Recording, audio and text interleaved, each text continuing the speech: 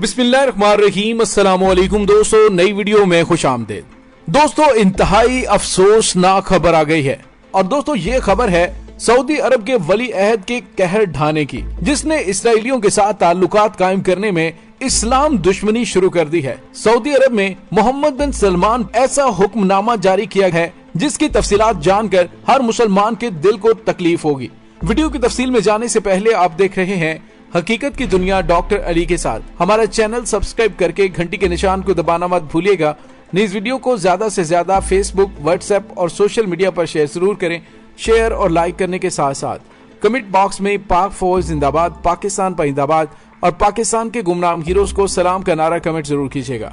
दोस्तों, हर मुसलमान की जिंदगी का आइन कुरान पाक है और इस आइन की अव्वलीन शिक यही है कि एक ऐसा मुआशरा तश्कील दिया जाए जिसमें जुल्म और ज्यादती का सद्देबाब हो।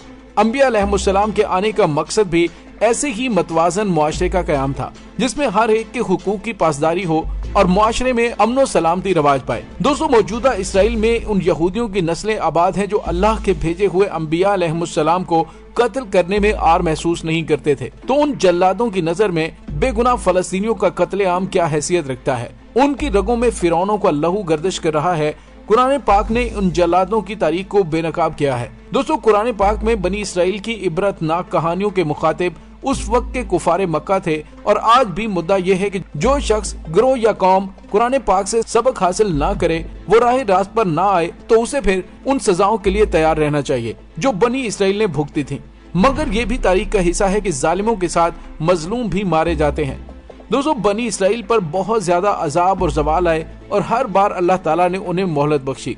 हजरत ईसा अलैहिस्सलाम की पैदाइश से 170 साल पहले ये वाक़या पेश आया कि एक बादशाह ने यहूदियों को 5वीं मर्तबा बर्बाद करके रख दिया। उनके इलाके पर चढ़ाई कर दी, 40,000 यहूदियों को कत्ल किया, 40,000 को कैदी और गुलाम बनाकर अपने साथ ले गए और मस्जिद अक्सा की 5वीं मर्तबा बेहुरमती की गई। इसराइलियों के अमाले बद और नाफरमानियों की वजह से हैकल सलेमानी की बेहुरमती का सिलसिला जारी रहा। कुछ अरसे के बाद बैतुल मकदस पर सलातीन रूम की हुकूमत कायम हो गई। उन्होंने मस्जिद को फिर दुरुस्त किया और उस वाक़े के 800 साल बाद हजरत ईसा अलैहिस्सलाम पैदा हुए। हजरत ईसा अलैहिस्सलाम के दुनिया से उठाए जाने के 40 वर्ष बाद ये वाक़या पेश आया कि यहूदियों ने हस्बे फितरत अपने हुक्मरान सलातीन रूम से भी बगावत कर डाली और रूमियों ने शहर और मस्जिद को तबाह करके वही हालत बना दी जो पहले थी। यहाँ तक कि खलीफा वक्त ने उसकी तामीर करवाई। बैतुल मकदस पर यहूदियों का कब्जा मुसलमानों का बेदरेक कत्ल नाम निहाद उम्मत मुसलमा की नाफरमानियों और गुनाहों का नतीजा है।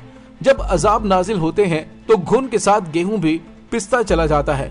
दोस्तों, मुकामे इबरत है कि 1.5 अरब की तादाद में मुसलमानों पर चंद लाख यहूदी गालिब आ गए हैं। इन्ना लिल्लाहि व इन्ना इलैहि राजिऊन। दोस्तों, मुसलमानों पर एक ऐसी कौम गालिब आ गई है जो दुनिया में सबसे ज्यादा जलीलो ख्वार समझी जाती है। इस पर मजीद ये कि ये कौम न तादाद में मुसलमानों के हम पल्ला है और न ही मालो असबाब में मुसलमानों के मुकाबले में कोई हैसियत रखती है। आज फलस्तीन के मुसलमानों पर जो मुजालिम ढाए जा रहे हैं, बजाय इसके मुसलमान गैरत ईमानी का इजहार करें, कुरानी उसूल को अपनाएं, इसराइल की यहूदी जालिम रियासत से ताल्लुकात खत्म करें और उन दुश्मनाने खुदा को तन्हा करें। इस जालिम रियासत को तस्लीम किया जा रहा है और उसको मजलूम साबित करके दुनिया में उसके हुकूक की पामाली का ढंडोरा पीटा जा रहा है। कभी कोई सहाफी इसराइल की मजलूमियत साबित करने की कोशिश करता है तो कभी कोई मौलाना इसराइल को तस्लीम करवाने की खातिर कुरान की तफसीर पेश करने से काम लेता है, जबकि कुरान मजीद में यहूद और निसारा की मुजम्मत वाज़े तौर पर मौजूद है। कुरान मजीद में इरशाद होता है कि ए अहले ईमान, यहूद और निसारा को कभी दोस्त ना बनाना, वो एक दूसरे के दोस्त हैं, तुम्हारे दोस्त हरगिज नहीं हो सकते।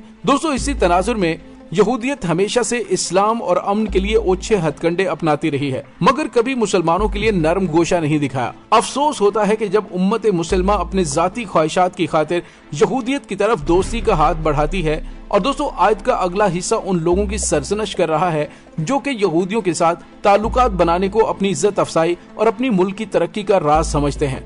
और दोस्तों, इसी आयत मुबारक के अगले हिस्से में आता है कि जो यहूदों निसारा को दोस्त बनाएगा वो उन्हीं में से होगा। ये कुरानी उसूल है कि लाख कलमे पढ़ता रहे, खिदमत दीन की बातें करता रहे, अगर यहूदों निसारा की तरफ दोस्ती का हाथ बढ़ाता है तो दर हकीकत उन्हीं में से है। और दोस्तों आज की जो ताज़ा खबर सामने आई है वो ये है, बज़ाहिर आपको ये आम सी खबर लगेगी। खबर ये है कि सऊदी अरब में 100 से ज्यादा मस्जिदों के इमामों को फारिग कर दिया गया है। इत्तलात के मुताबिक सऊदी अरब की वजारत मजहबी उमूर ने मुल्क के तूलो अर्ज में बड़ी तादाद में उन इमाम मस्जिदों को मुलाजमत से सबकदोश किया है जिन्होंने अवाम को इख्वानुल मुस्लिमीन से मुतल्लिक खबरदार करने से मुतल्लिक वजारत की हदायत पर अमल दरामद में सुस्ती का मुजाहरा किया। दोस्तों अल अरबिया न्यूज चैनल ने इस बात की तस्दीक की है। सऊदी अरब की वजारत इस्लामी उमूर दावत और इरशाद के वजीर उन्होंने अल अरबिया न्यूज पर बात करते हुए बताया कि वजारत अपने मतहत किसी मुलाजम या इमाम को मुलाजमत से नहीं निकालना चाहती, लेकिन इसके साथ हम उन्हें उनके मनसबों के तकाजों से आगाह करना चाहते हैं।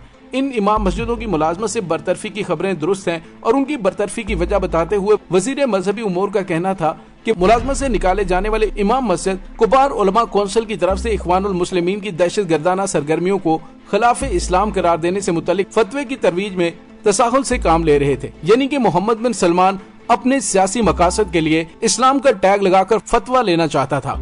अगर इस्लामिक पॉइंट ऑफ व्यू से देखा जाए तो ये एक इंतहाई गैर इस्लामी फेल है कि आप मुफ्तियों से अपनी मर्जी के मुताबिक फतवा लिखवाएं। मुफ्ती हजरात जो कि उलमाए दीन हैं, उन्होंने कोई भी फतवा देने से पहले इस्लाम को अच्छी तरह से देखना है। तमाम हालातों वाकयात का जायजा लेने के बाद उन्होंने इस्लाम के मुताबिक फतवा देना होता है। अगर मोहम्मद बिन सलमान अपनी मर्जी के मुताबिक फतवे लेना शुरू हो गया है तो फिर इन्ना लिल्लाहि व इन्ना इलैहि राजिऊन, क्योंकि यही काम आज से 1400 साल पहले यजीद ने भी किया था, जिसने 18,000 उलमा से इमाम हुसैन अलैहिस्सलाम की शहादत के हवाले से फतवा लिया था कि इमाम हुसैन अलैहिस्सलाम का कत्ल जायज है। दोस्तों मेरा मकसद मोहम्मद बिन सलमान को यजीद कहना हरगिज नहीं है, लेकिन वाक़या करबला के बाद यजीद एक किरदार नहीं बल्कि इस्तिआरा बन चुका है। यानी हर वो काम जो यजीद ने किया था अगर वो करेगा तो वो यजीदियत कहलाएगा। दोस्तों मोहम्मद बिन सलमान ने इमाम काबा को भी इसराइल के लिए राह हमवार करने के लिए लगा दिया है। ये तमाम इमाम मस्जिद जिनको फारिग किया गया है, इन्हें हुकूमती एजेंडा दिया गया था कि ये इसराइल को तस्लीम करने के हवाले से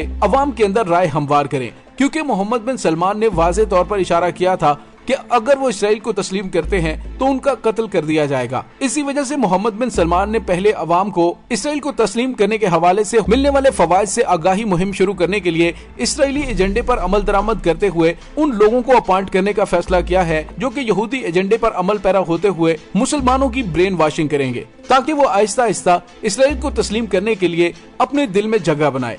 दोस्तों यहाँ पे आपको ये भी बताते चलें कि मोहम्मद बिन सलमान जिसने अपनी सारी तालीम मगरबी इदारों में हासिल की, उन मगरबी इदारों ने उसकी जहन साजी पर बहुत ज्यादा मेहनत की है। इनसे पहले वाले वली अहद शहजादा नाइफ को भी इसीलिए हटाकर उसकी जगह पर मोहम्मद बिन सलमान को चुना गया ताकि वो यहूदी एजेंडे पर अमल दरामद करते हुए इस्लामी ममालिक में इसराइल को तस्लीम करने के लिए अपना असर और सूख इस्तेमाल करे।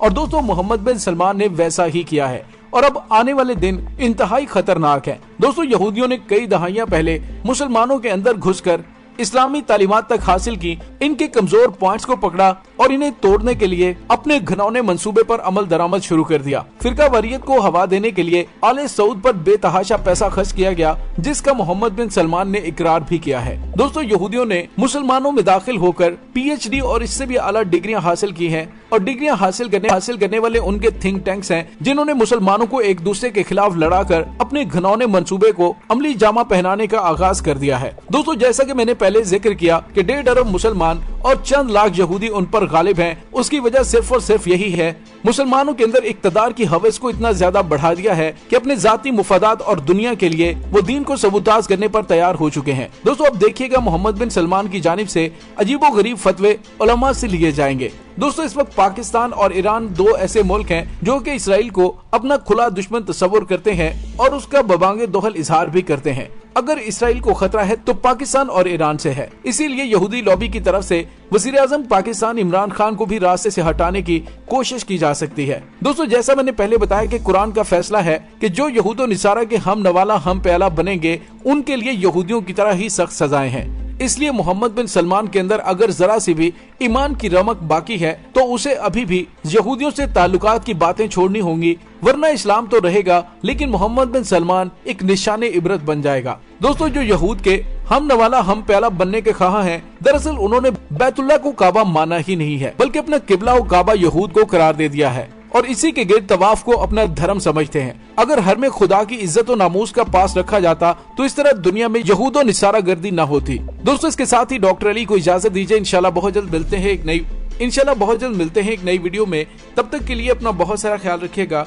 पाक फौज जिंदाबाद, पाकिस्तान पाइंदाबाद, पाकिस्तान के गुमनाम हीरोज को सलाम, अल्लाह वारिस।